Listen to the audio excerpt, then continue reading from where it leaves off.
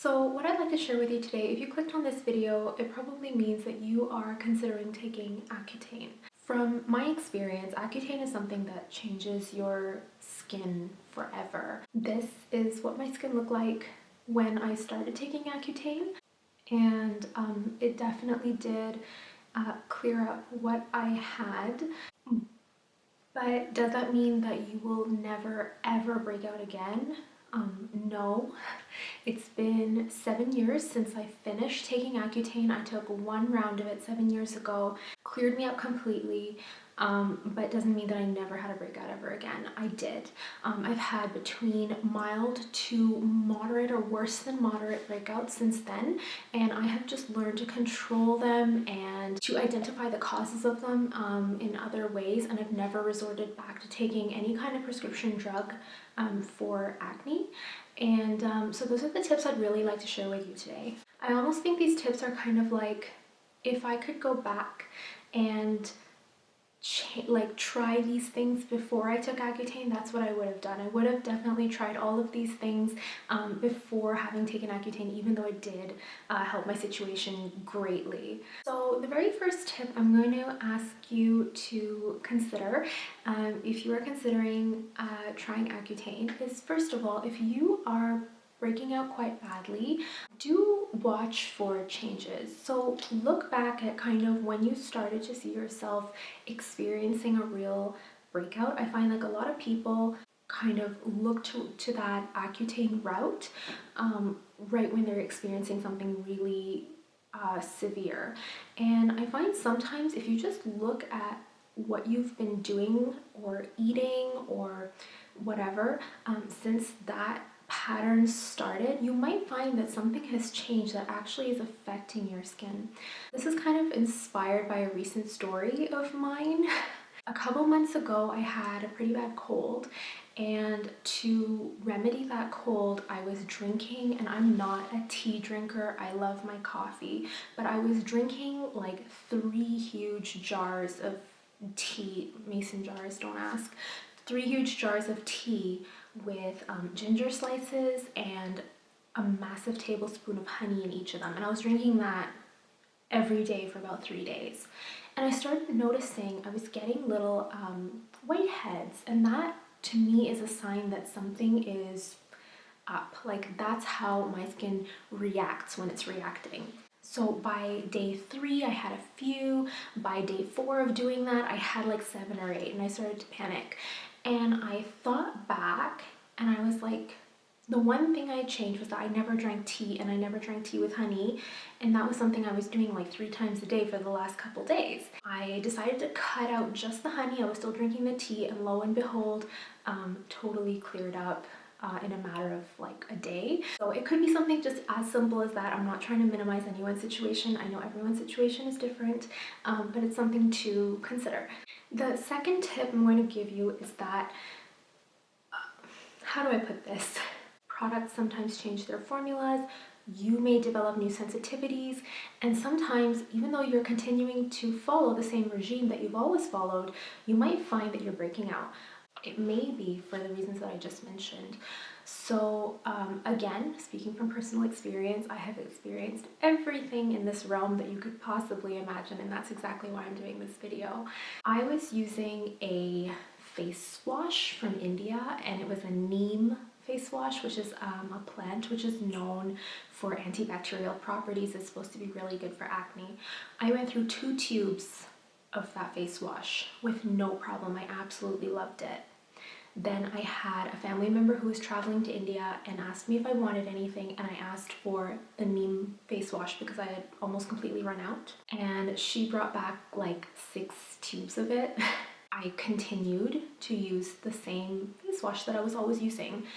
And suddenly I noticed, and this was about 2 years after I finished my my 1 round of Accutane, and I started noticing that I was breaking out really badly. Like, I'm not talking about whiteheads, I'm talking about full blown, like under the skin coming through pimples, like 4, 5, 6 of them. I don't even remember now, it's a couple of years ago, but I remember it was bad, and I actually called up my dermatologist's office in a huge panic, like trying to make an appointment to see her. I live in Canada, by the way, and it's like 8 months to see a dermatologist. It's crazy. I remember like I never connected the dots. I never ever thought it would have been my trusty neem face wash. I never thought that that's what it was. It was actually my then boyfriend, now husband, who was like, and I'm not saying this is always the solution or always the cause. He just loves things that are branded, and I don't. Like, I don't care. And he was like, well, why are you using that crap face wash? Like, that's probably what's causing it. And I was like, there's no way. I've been using this face wash since forever.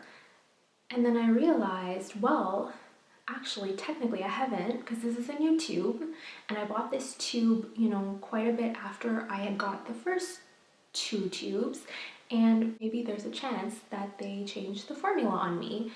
And as soon as I stopped using it, things started calming down, I started clearing up, and it turned out that the face wash I thought I'd been using all along had maybe changed and was causing me to break out really, really badly. The third tip I'm going to give you is kind of along the same lines of products.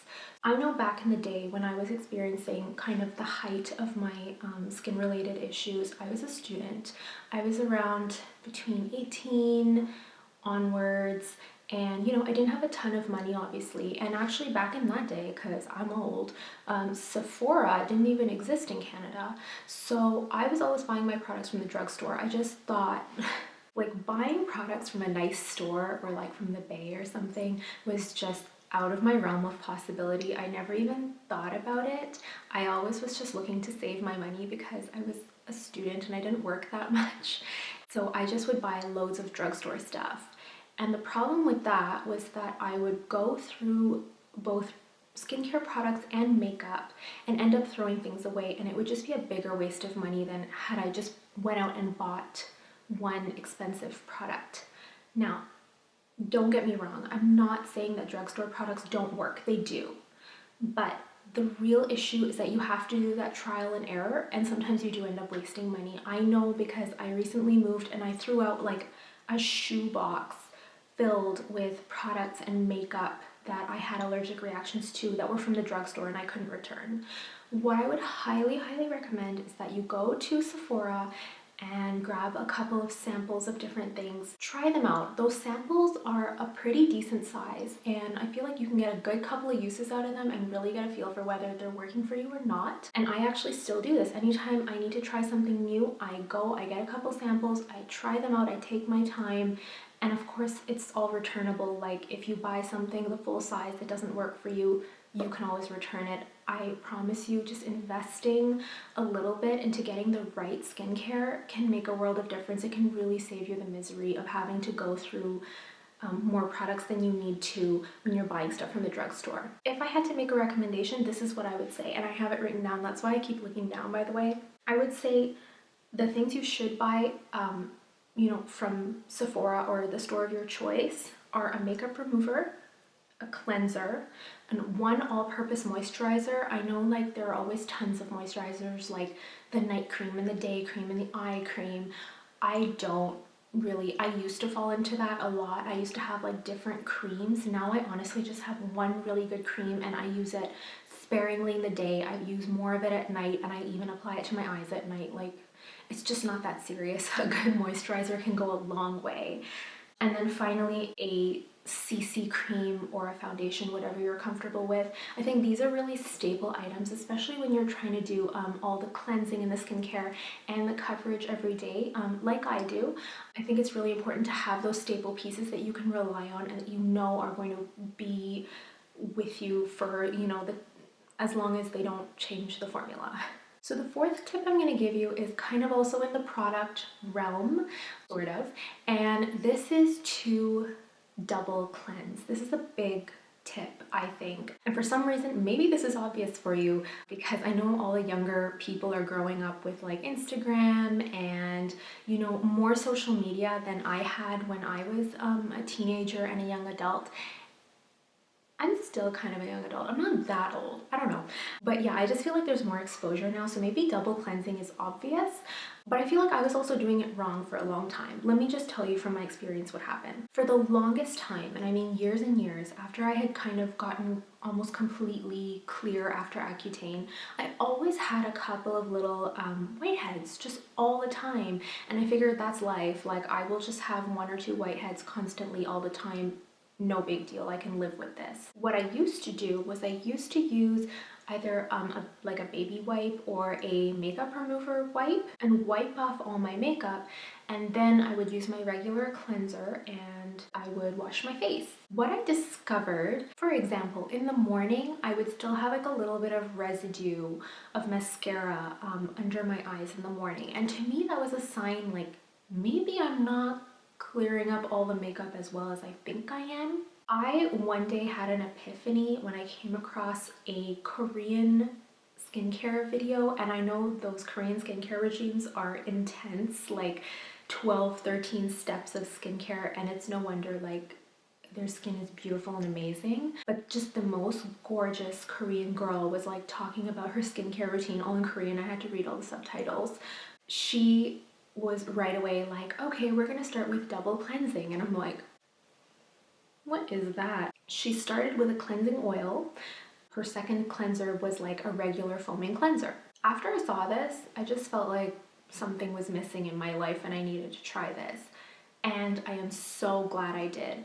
What I use now is a cleansing balm. I actually use the one from pharmacy, and I really like it. I've had no issue with it. I've been through 2 jars of it by now, and I use that as my first cleanser. I make sure to really massage it, make sure everything is completely off. I wash that off with warm water, and I feel like I'm entirely clean by that point, but I still go ahead and with my whatever foaming or regular cleanser it is that I use, and I go through with another cleanse. And since I started doing that, I promise you, I have been almost rid, well, I have been rid of the like regular whiteheads, like the ones that were just there every day. I've definitely cut down on how much of that issue I get just through double cleansing. So I highly, highly recommend it if you don't do it already. Now, the fifth and final thing I'm going to talk about, I wasn't sure if I wanted to talk about this because it is kind of personal and I don't really love talking about it, but the fifth and final thing I would tell you to look out for is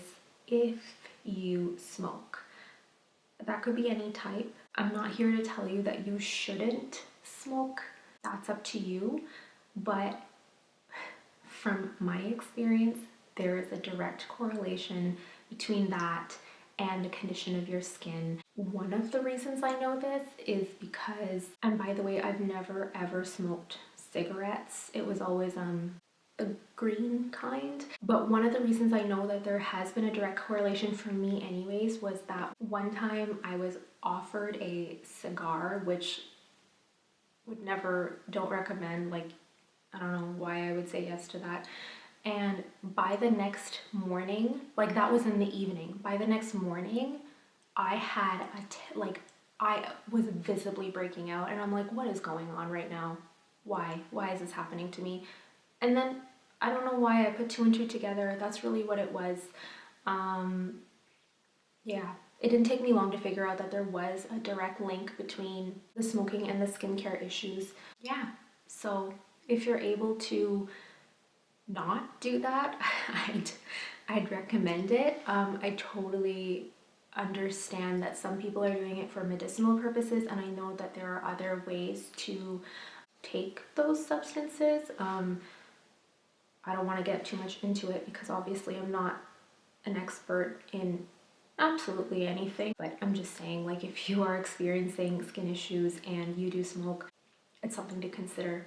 Try cutting back and see how it goes for your skin, and I can almost assure you that it's going to make a big difference. So those are my 5 tips for you guys. If you are considering taking Accutane or some other kind of prescription acne medication, I highly encourage that you try these 5 little tips that may make a big difference for you. You know, Accutane, while it did clear me up, as I said, it does kind of change your skin forever. It's a pretty harsh drug. I know I was under like regular surveillance while I was on it. They were always checking my liver. It's a harsh drug, and I just think that sometimes we need to just listen to our bodies and listen to what our bodies or our skin is trying to tell us and make little changes and deal with it that way. Yeah, and I'm not at all minimizing the situation. Like, I of all people know how severe skin conditions can be, and if you need to take medication, then you need to take medication, and that's perfectly okay. And I promise you, like, it worked for me. I'm sure it will work for you if that's what you choose to do,